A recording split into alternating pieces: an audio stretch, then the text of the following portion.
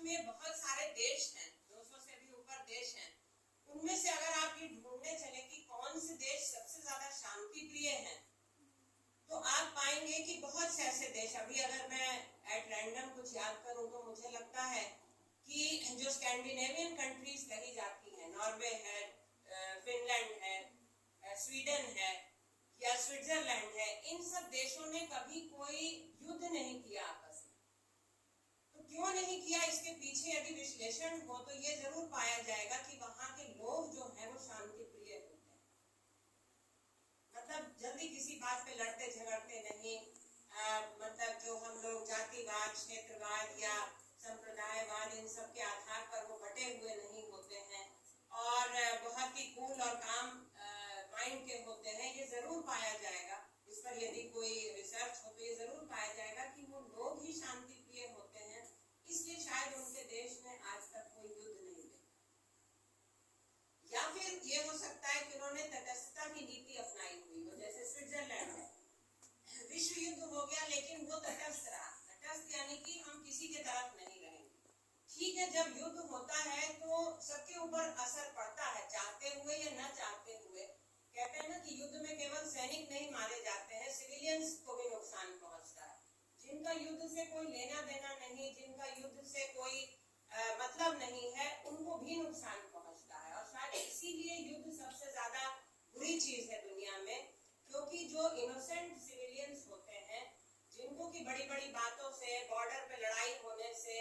या पानी किस नदी का कौन कितना देश इस्तेमाल करेगा, इन चीजों से कोई मतलब नहीं होता, लेकिन फिर भी वो उसका नुकसान सहते हैं। तो इसलिए युद्ध अगर ना हो, एक ऐसे विश्व की हम स्थापना कर सके जिसमें कि युद्ध ना हो, तो आप सोचिए कि विश्व को कितना, किन किन चीजों में कितना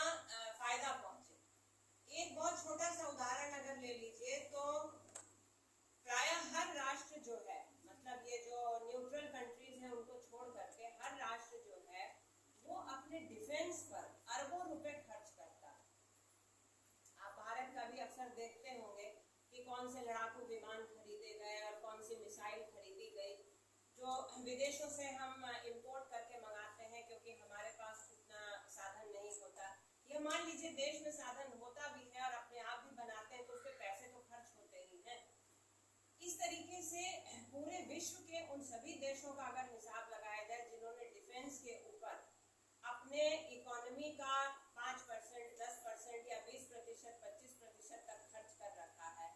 तो आप सोचिए कि अगर विश्व में शांति हो और उन्हें ये पैसा डिफेंस के मिसाइल्स खरीदने को छोड़ करके अपनी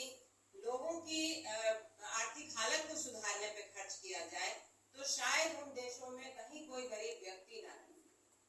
खास करके भारत जैसे देश में जहाँ की इतने ज्यादा लोग गरीबी रेखा के नीचे होते हैं, अगर डिफेंस पे जो हमारा खर्च है वो अगर खर्च ना हो और उसको हम देश के लोगों की बेहतरी पे खर्च करें, तो शायद गरीबी रेखा के नीचे कोई भी ना रहे। लेकिन बात वही है कि केवल मन के बदलाव से भी सब कुछ नहीं होता, क्योंकि जिसको कहते हैं एक चीज होती है जियोपॉलिटिक्स, कि कभी कभी आप